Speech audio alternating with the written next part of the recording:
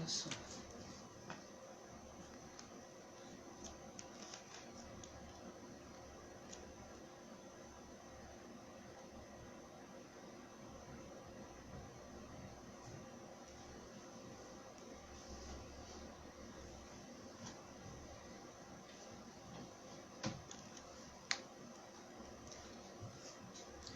Então vamos agradecer ao nosso Pai do céu por esse momento em que nós vamos fazer esse pequeno estudo do livro Os Mensageiros, que possamos entendermos, que possamos nos inspirar nesse conhecimento, nesse estudo, para que encontremos um caminho na nossa vida. Obrigado. Deus abençoe a todos, que assim seja. Então, dando continuidade para o estudo do livro Os Mensageiros, Chico Xavier, pelo Espírito André Luiz.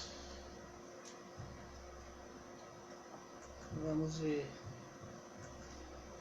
É o capítulo 8º, o desastre de Acelino. Acelino adentrou e disse: você não está desamparado. Isaura nos apresentou e disse que Acelino tivera a mesma experiência. Acelino menciona que sua queda foi ainda mais grave. Também parti de nosso lar após valioso patrimônio instrutivo. A ministra da Comunicação acompanhou pessoalmente. Estava no roteiro de esposar Ruth, que me ajudaria. Cumprida a primeira parte do programa, aos 20 anos de idade, fui chamado à tarefa mediúnica, recebendo enorme amparo dos benfeitores invisíveis. A vidência, a audição, a psicografia, que o Senhor me concedera por misericórdia, constituíam decisivos fatores de êxito em nossas atividades. Então, ele foi um médium daquele curso que fizeram no prédio dos Mensageiros, e ele está contando como foi que ele falhou, como ele faliu na prática, né? No exercício da mediunidade. O desastre de Acelino. Porém, inclinei-me a transformar minhas faculdades em fonte de renda material. Não era meu serviço igual aos outros, não recebiam os sacerdotes católicos romanos a remuneração de trabalhos espirituais e religiosos. Se todos pagávamos por serviços ao corpo, que razão haveria para fugir ao pagamento por serviços à alma? Havia colaboração minha, pessoal, como intermediário, pelo que devia ser justa a retribuição. Agarrei meu interesse inferior e fixei meu ponto de vista e arbitrei o preço das consultas com bonificações especiais aos pobres e desvalidos da sorte. E meu consultório encheu-se de gente. Grande número de famílias abastadas tomou-me por consultor habitual. As ligações de espiritualidade superior, a confraternização amiga, o serviço redentor do Evangelho e as preleções dos emissários divinos ficaram à distância. Então ele se tornou um médium, vamos dizer, interesseiro. Ele começou a cobrar pelo uso da mediunidade e cobrava até dos pobres, né? Bonificações especiais aos pobres desvalidos. Ou seja, ele cobrava de todo mundo. Ele usava a mediunidade como uma espécie de trabalho remunerado. A morte chegou. Desde o instante da grande transição, a ronda escura dos consulentes criminosos que me haviam precedido no túmulo odiou-me a reclamar palpites e orientações de natureza inferior. queriam notícias de cúmplices encarnados, de consultas, de resultados comerciais, de soluções atinentes a ligações clandestinas. Gritei, chorei e implorei, mas estava algemado a eles por sinistros elos mentais, em virtude da imprevidência na defesa do meu próprio patrimônio espiritual. Isso perdurou por 12 anos. Então, mesmo depois que ele desencarnou, ele continuou ainda no plano espiritual, ligado a espíritos assim, uma vibração não muito boa, e ficou durante 12 anos no umbral junto desses espíritos. Ouvindo impressões. Capítulo 9. Deixando Acelino, fomos para outro canto da sala. Fiz quanto pude, exclamava uma velhinha simpática para duas companheiras que a escutavam atentamente. Amâncio nunca se conformou. Se os enfermos me procuravam no receituário comum, agravava-se a neurastemia. Se os companheiros da doutrina me convidavam aos estudos evangélicos, revoltava-se ciumento. Que pensam vocês? Chegava a mobilizar minhas filhas contra mim. Como seria possível, em tais circunstâncias, atender às obrigações mediúnicas? Sempre temos recursos e pretextos para fugir às culpas, menciona uma das companheiras. Há de convir que sempre sobraria um tempo para fazer o bem. Talvez pudesse conquistar o entendimento do esposo e a colaboração afetuosa das filhas, se trabalhasse em silêncio, mostrando sincera disposição para o sacrifício. Nossos atos, Mariana, são muito mais contagiosos que nossas palavras. É verdade, ela respondeu. A outra companheira diz que seu caso foi semelhante. Voltamos para construir com Jesus, mas não cumpri minha tarefa mediúnica devido à irritação, da indiferença dos meus familiares ao espiritual. Não suportava qualquer parecer contrário ao meu ponto de vista, em matéria de crença, incapaz de perceber a vaidade e a tolice dos meus gestos. Joaquim e eu discutíamos e trocávamos fluidos venenosos, segregados por nossa mente rebelde, e fiquei inutilizada para minha elevação espiritual. Outro grupo ao nosso lado, afinal, Ernestina, indagava uma delas, a mais jovem, qual foi a causa do seu desastre. Que eles estão conversando a respeito de como falharam no uso da mediunidade, e cada um tem uma desculpa, cada um tem uma história. Vamos prosseguir. Apenas o medo, minha amiga. Tive medo de tudo e de todos. Foi meu grande mal. Você foi muitíssimo preparada. Seu aproveitamento era um padrão para nós outras. Sim, minha querida Benita. Suas reminiscências fazem-me sentir com mais clareza a extensão da minha bancarrota pessoal. Os chamados ao serviço ressoou, mas desconfiei dos homens, dos desencarnados, até de mim mesmo. Então, cada um que veio para exercer a mediunidade acabou por falhar nessas atribuições por motivos variados, né? Vaidade, egoísmo, apego às coisas materiais, e quando tentava trabalhar, todos os afazeres do lar também acabavam por não atrapalhar, mas a pessoa não conseguia conciliar. Isso acabava por desequilibrar. Muitos amigos tinham-me em conta de virtuosa, pelo rigorismo das minhas exigências. Todavia, no fundo, eu não passava de enferma voluntária, carregada de aflições inúteis. Foi uma grande infantilidade da sua parte. Você olvidou que na esfera carnal o maior interesse da alma é a realização de algo útil para o bem de todos.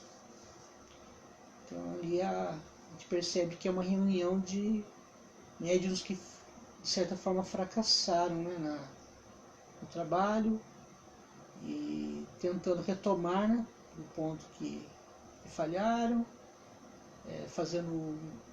estudando mais e se preparando para voltar.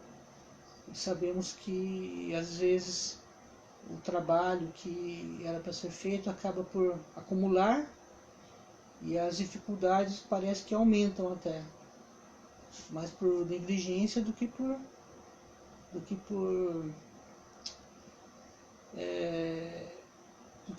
pelo roteiro que eles escolheram.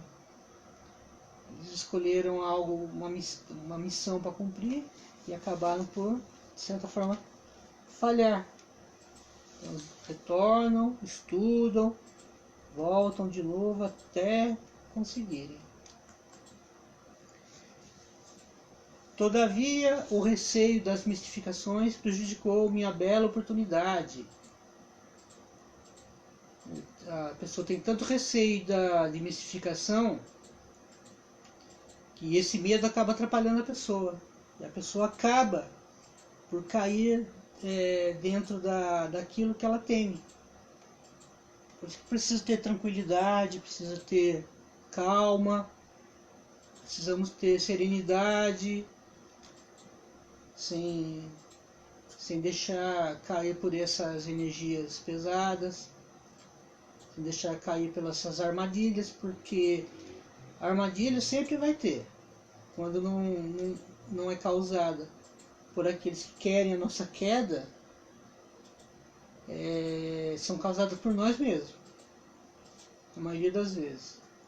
É tarde para lamentar, tanto tememos as mistificações que acabamos por mistificar o serviço do Cristo. Caminhamos mais um pouco e ouvi outro diálogo. Reconheço que fali, dizia um deles, em tom grave.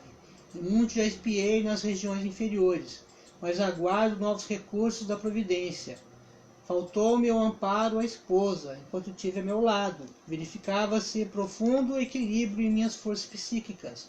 A companhia dela, sem que eu pudesse explicar, compensava-me todo o gasto de energia mediúnica. Minha noção de balanço estava nas mãos da minha querida Adélia. Esqueci-me, porém, de que o bom servo deve estar preparado para o serviço do Senhor em qualquer circunstância. Quando me senti sem a dedicada companheira, arrebatada pela morte, amedrontei-me por sentir-me em desequilíbrio e erradamente procurei substituí-la. Extremamente ligada às entidades malfazejas, minha segunda mulher, com seus desvarios, arrastou-me às perversões sexuais de que nunca me supusera capaz. Voltei insensivelmente ao convívio de criaturas perversas e, tendo começado bem, acabei mal. Então nós percebemos que todo esse trabalho que a gente vem cumprir, que viemos fazer para o nosso próprio adiantamento, nós acabamos por negligenciar mesmo, e por vezes a gente começa bem, trabalhando, fazendo, mas que por um motivo nós abrimos brecha, nós deixamos essa brecha aberta, acabamos por meter os pés pelas mãos e voltamos para o plano espiritual, às vezes mais desequilibrados do que quando viemos de lá para cá. Então, temos que estar sempre atentos, estar sempre ligados a tudo que está ao nosso redor, porque às vezes existem armadilhas que não vêm em forma de... A gente espera sempre um laço, a gente espera um buraco com galhos, assim, folhas, né, tampando. A gente entende isso por armadilha, mas às vezes as armadilhas não vêm assim. Às vezes vêm com coisas assim que são agradáveis pra gente. Vem coisas assim que nós julgamos que são boas. Na maioria das vezes não são. A gente vai perceber mais tarde, né, que não foram para o nosso bem. Há males que vêm para bem, mas também há muito bens que vêm para males. Temos que começar a separar o joio do trigo na nossa vida e percebemos que estamos aqui para aprender, para crescermos, para ajudar as pessoas também a crescer junto conosco. E quando começa a fugir disso, quando começa a surgir esse desequilíbrio mais de um lado, né, do que do outro, passamos a querer ver mais o nosso lado do que ajudar as pessoas. Ou também, às vezes, você começa a fazer muita coisa e acaba esquecendo de si próprio. Tem o seu valor, só que muitos adoecem, muitos ficam desequilibrados, muitos acabam por ficar numa situação não muito boa, porque temos que ter um equilíbrio para fazer as coisas. Nós temos que saber fazer o bem com racionalidade, com amor, que não adianta você tentar ajudar sem você usar a racionalidade também. A espiritualidade do bem, a espiritualidade da luz, ela sempre ajuda no momento certo, ela ajuda da maneira correta, porque ela sabe que qualquer coisa que ela possa fazer para ajudar a pessoa no momento errado, no momento em que a pessoa está precisando daquele remédio amargo, ela pode perder uma encarnação toda. Então, às vezes, pensamos que a espiritualidade nos abandonou. Não, ela apenas está nos observando para ver se nós conseguimos andar com nossas próprias pernas. Porque eles não podem ficar levando a gente nas costas o tempo todo. É que nem uma criança aprendendo a andar de bicicleta. O pai coloca a rodinha, né? Aquela rodinha do lado, a criança vai andando, vai andando, vai andando. Quando o pai acha que a criança já está pronta, tira a rodinha e a criança tenta andar de bicicleta sem aquela rodinha do lado. Se ela conseguir, é uma vitória. Se ela não conseguir, ele torna a colocar, mas não desampara, não é desamparado. Então, muitas das vezes a gente acha que a espiritualidade nos abandonou, se afastou de nós, mas não, eles querem ver como a gente se vira. Porque nós temos que nos equilibrar, nós temos que nos fortalecer, nós temos que criar nossa luz, deixar nossa luz sair, porque a gente não pode ficar sempre usando a luz alheia. Nós temos que acender a nossa luz. Capítulo 10, a experiência de Joel. Observamos um velho simpático. Então, meu caro Joel, como vai? Tenho ido diariamente às aplicações magnéticas dos gabinetes de socorro no auxílio e estou mais forte. Cederam as vertigens, agora são mais passadas. Joel também andou nos círculos carnais em tarefa mediúnica e pode contar experiência muito interessante. Me impressiona a moléstia que o acompanhou até aqui e persiste até ainda agora, Joel. Joel atravessou as regiões inferiores com dificuldades extremas, após demorar-se por lá muito tempo, voltando ao Ministério do Auxílio, perseguido de alucinações estranhas relativamente ao pretérito. Então ele tinha essas mediunidades e começou a perceber muitas coisas do passado. Minha tarefa mediúnica exigia sensibilidade mais apurada. Quando me comprometi à execução do serviço, fui ao Ministério do Esclarecimento, onde me aplicaram um tratamento especial que me aguçou as percepções. Necessitava condições sutis para o desempenho dos futuros deveres. Assistentes amigos desdobraram-se em obséquios por me favorecerem. Não perdi pela sensibilidade, mas pelo mau uso. Que dias tornei admirado. O André estava admirado. Ao invés de auxiliar os outros, perdi-me a mim mesmo. Deus concede a sensibilidade apurada como espécie de lente poderosa que o proprietário deve usar para definir roteiros, fixar perigos e vantagens do caminho, ajudando ao próximo e a si mesmo. Deixando-me empolgar pela curiosidade doentia, apliquei tão somente para dilatar minhas sensações no quadro dos meus trabalhos mediúnicos. Estava a recordação de existências pregressas, como expressão indispensável ao serviço de esclarecimento coletivo e benefícios semelhantes, que me fora concedido realizar. Mas existe uma ciência de recordar que não respeitei como devia. Aos primeiros contatos com o serviço, a excitação psíquica fez rodar o mecanismo de minhas recordações adormecidas, como o disco sob a agulha da vitrola, e lembrei toda a minha penúltima existência, quando envergara a batina sob o nome de Monsenhor Alessandro Pissarro, nos últimos períodos da Inquisição Espanhola. Foi então que abusei da lente sagrada a que me referi.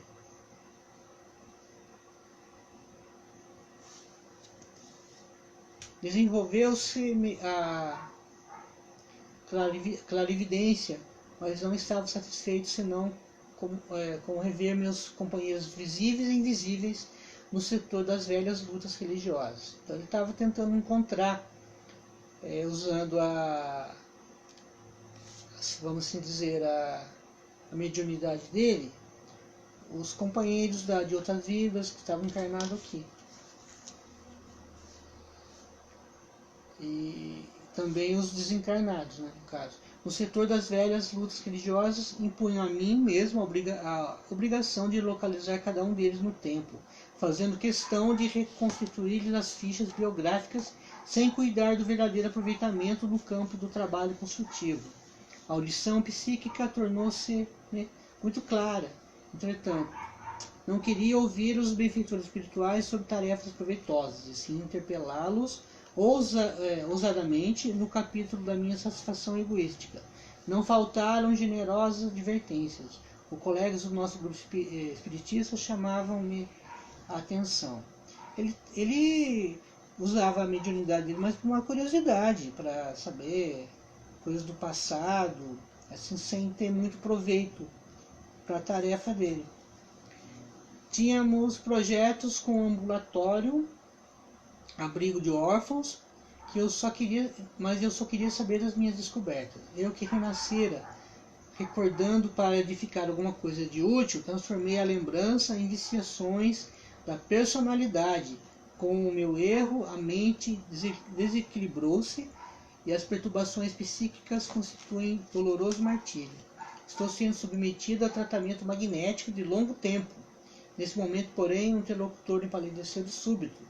Os olhos desmensuradamente abertos vagavam como se fixassem quadros impressionantes, muito longe da nossa perspectiva. Depois cambaleou, mas Vicente o amparou de pronto e, passando-lhe a destra na fonte, murmurou em voz firme: Joel, não se entregue às impressões do passado.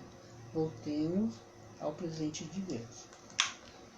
Terminamos a primeira parte desse estudo, em que falamos a respeito da mediunidade, do fracasso de alguns médiums, que muitos são tidos como médiuns interesseiros, aqueles que usaram a mediunidade apenas por curiosidade, aqueles que mistificadores, aqueles que usaram a mediunidade de alguma forma, assim, mais para proveito próprio do que para ajudar alguém. Então, temos que ter muito cuidado com isso. E vamos ver agora um vídeo que trata um pouco do assunto.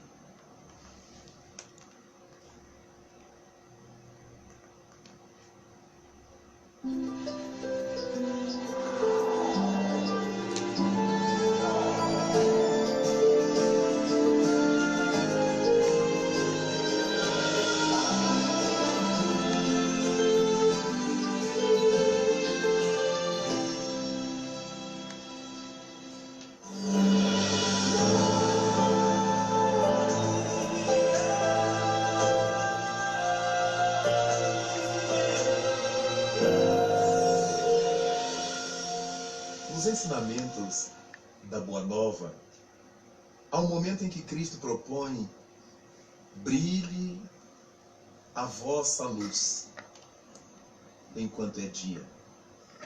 E este é um ensino bonito.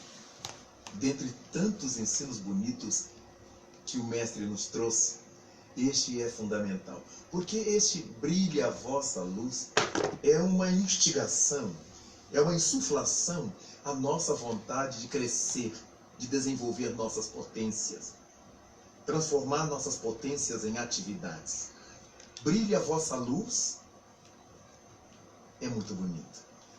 Porque Cristo está dizendo que todos nós somos luz.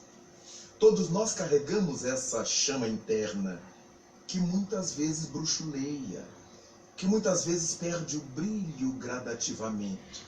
É como se as brumas do mundo fossem abafando o nosso brilho.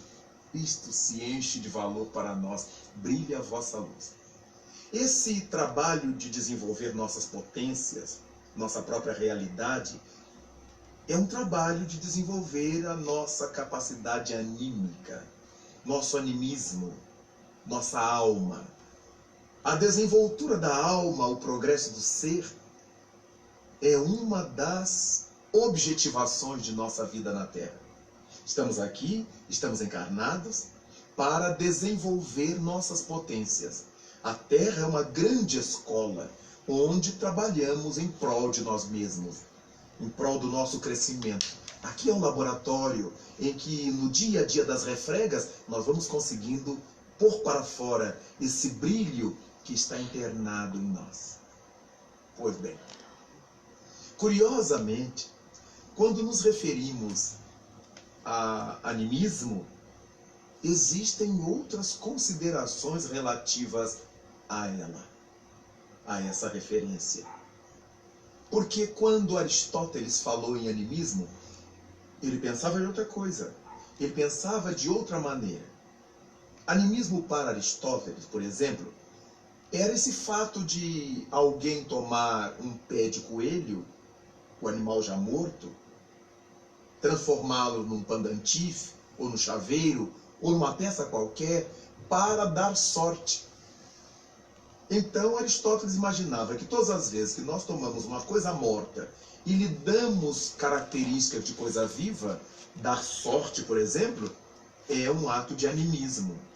Nós conferimos alma a uma coisa que não a tem.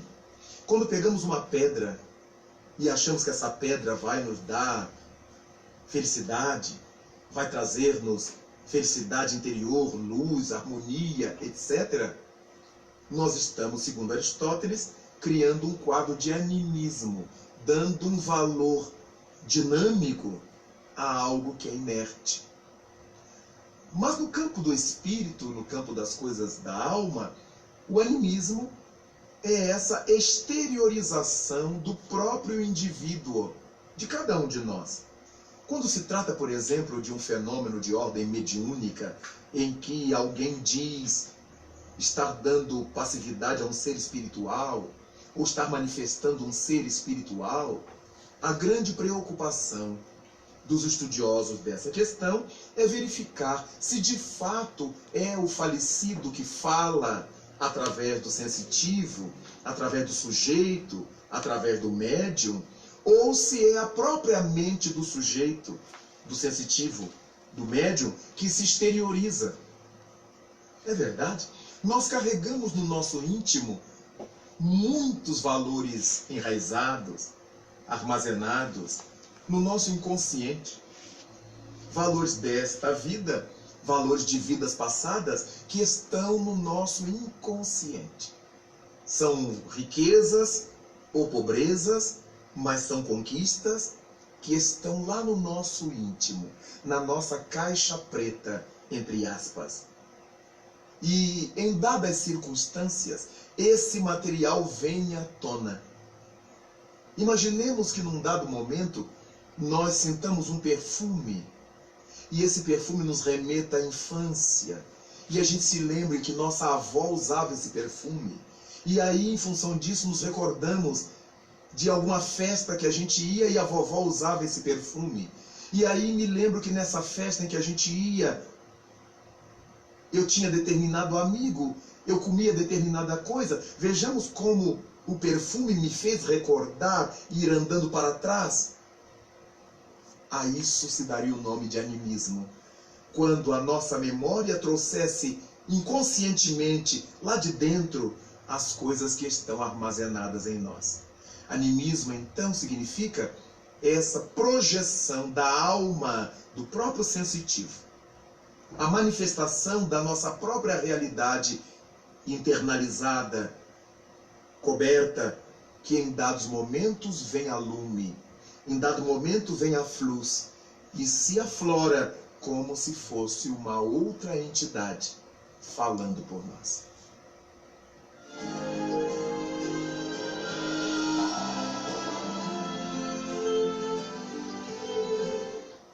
O programa de rádio Momento Espírita traz mensagens de otimismo e esperança. Para conhecer os textos, você pode acessar o site www.momento.com.br. As gravações estão disponíveis em CDs e livros, que podem ser solicitados pelo telefone 41 3225 2739 ou pela internet no endereço www.livrariamundoespírita.com.br.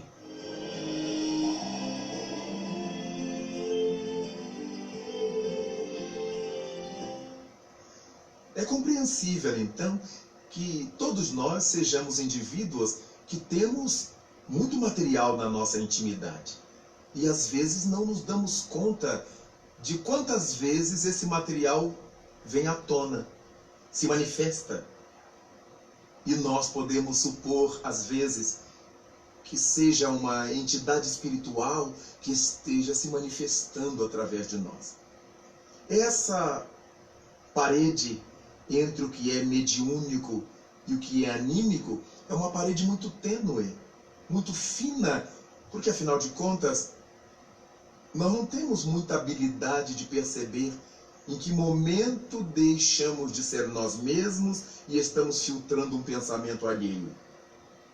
Nós não temos muita precisão com relação a isto. É necessário que haja muita especialidade, muito trato, muita habilidade para que nos apercebamos disso.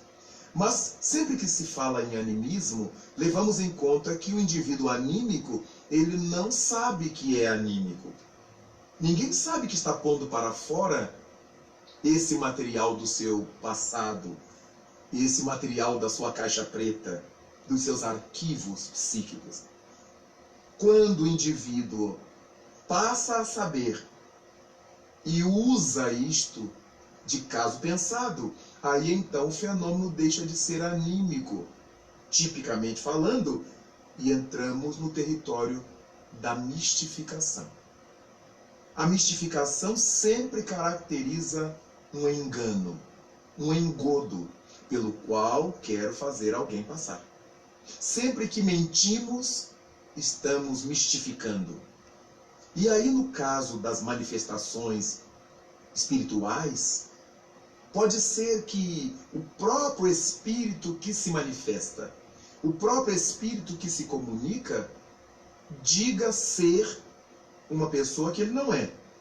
O sensitivo está drenando corretamente.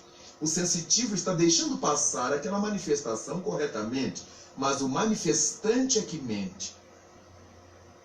Ele diz ser Rui Barbosa, ele diz ser Jesus Cristo, ou qualquer outro vulto da história, e não é. Nesse caso, temos o animismo do espírito comunicante dizendo ser quem ele não é.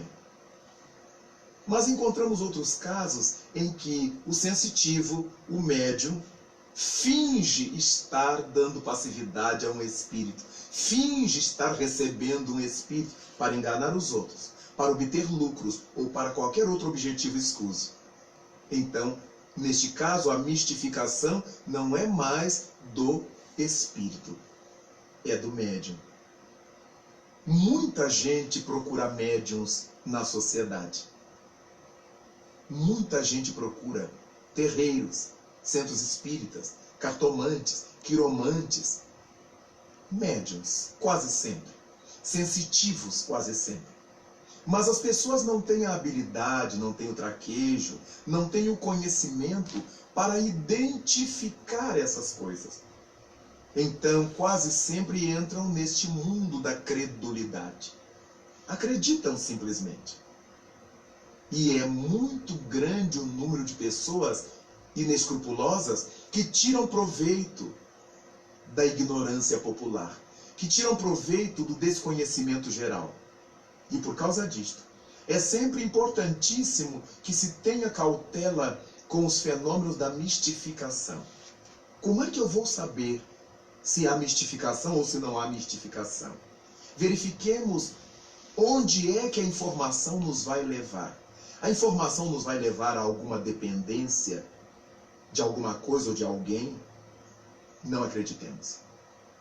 A informação nos vai cobrar dinheiro, recursos, para que resolvamos casos espirituais, problemas de amor, problemas familiares? Não acreditemos. As revelações que nos chegam são estapafúrdias, são irracionais? Não acreditemos.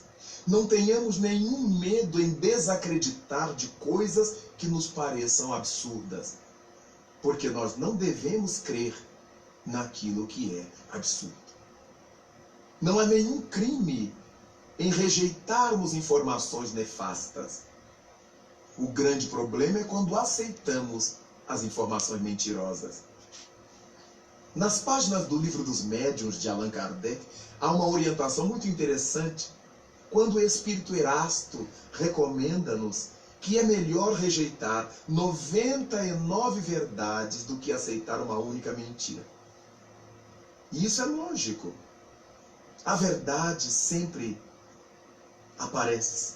Se eu a rejeito hoje, ela aparece amanhã. Ela aparece depois de amanhã, se eu a negar amanhã. Porque a verdade é a lei da vida. Ela sempre aparecerá. Mas a mentira deseja imediatamente impor-se, porque se demorar, ela será descoberta. Por isso que todo mentiroso quer levar o maior número de pessoas o mais rapidamente possível. Porque se ele demorar, se a mentira demorar, as pessoas acabam por descobrir. Não misturemos, pois, animismo, que é essa voz do nosso íntimo inconscientemente vazada, com a mistificação, que é o engano dos outros de caso pensado.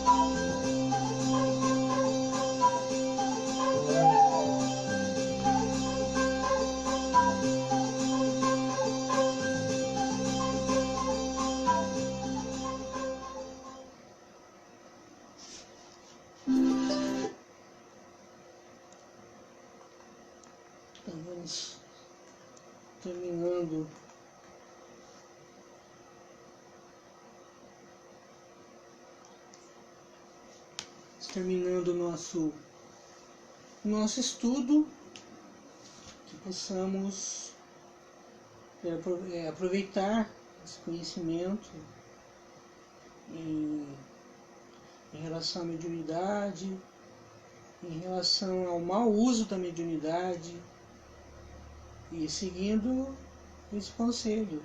É preferível rejeitar 99 verdades do que acreditar numa única mentira.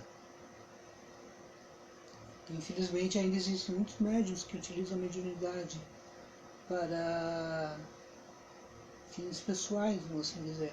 E não foi para isso que os médiuns vieram aqui para a Terra, né?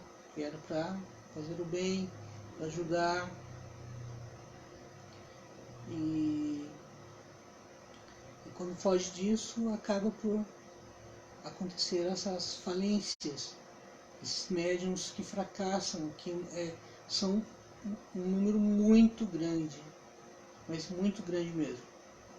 Então vamos nos manter alerta, nos manter firmes, para podermos separar o joio do trigo, porque infelizmente ainda existe muita enganação, existe muita gente que é levada ao erro pela inocência, às vezes, de não perceber, de não ter um estudo, de não ter uma noção acerca dessas armadilhas. Então vamos estudar mais, manter nossos sentidos aguçados, para não cairmos nessa esparrela, nessas armadilhas. E sempre em frente, seguindo aquilo que a nossa consciência determina, aquilo que o nosso conhecimento, que a nossa racionalidade determina. Vamos seguindo por esse caminho, sem ter risco dessas quedas. Sabemos que todos nós estamos sujeitos a falhas, estamos sujeitos a enveredarmos por esses caminhos obscuros, incertos e tortuosos, mas com estudo, com ajuda, buscando sempre fazer o bem, buscando sempre o caminho que Jesus nos ensinou, sabemos que vamos triunfar, porque todo aquele que deseja realmente seguir o Mestre, ele sabe que a vida não será um mar de rosas, né? Sabemos que muitos obstáculos vão aparecer, mas isso tudo é para testar a nossa resignação e a nossa força de prosseguir. Vamos, a gente cai, levanta, sacode a poeira e vamos em frente. O importante é a gente não desistir daquilo que nós acreditamos. Se acreditamos que estamos num caminho que nos faz bem e que ajuda, vamos prosseguir. Então vamos agradecer a todos, que Deus possa abençoar todos nós, Jesus iluminar nosso caminho. Obrigado, que assim seja.